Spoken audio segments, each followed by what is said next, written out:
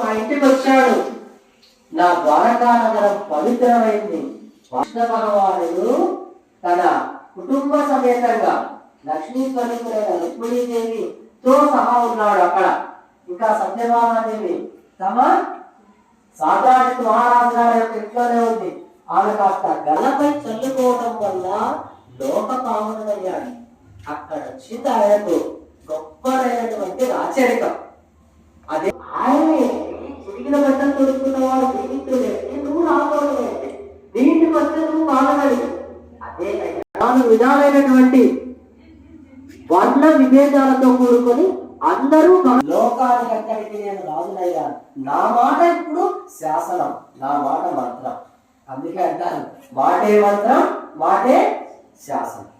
నేను శాసిస్తే నగరం అంతా కాదు, ఓ దేశమంతా నా మాట విలువడిస్తుంది. నేను రాజు కాబట్టి రాచరికం అనేటువంటిది నా మిత్రుడి వల్ల వచ్చింది. నేను రాజు అయ్యాను ద్వాపర నగరానికి. లేకపోతే నేనేంటయ్యా, గొల్లవాళ్ళలో పుట్టినటువంటి గోవులు కాసుకునేటువంటి ఓ గొల్ల బాలుడిని. కానీ గోపాలనీయమైనటువంటి భక్తిని చాటేటువంటి భగవద్భక్తుడనే. నేను గొప్ప యోధుడను కాదు, రాజును కాదు. ఓ నేను ఒక రథసారథినే. నేను ఈ మీరు గ్రహించకండి, లీలల్లో మీరు గ్రహించేటువంటిది భక్తి. అదే మానవునిలో గొప్ప విలువైనది.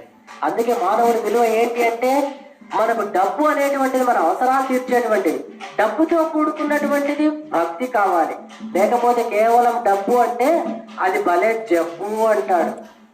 డబ్బు మానవుడికి భలే జబ్బు. ఏంటా జబ్బు?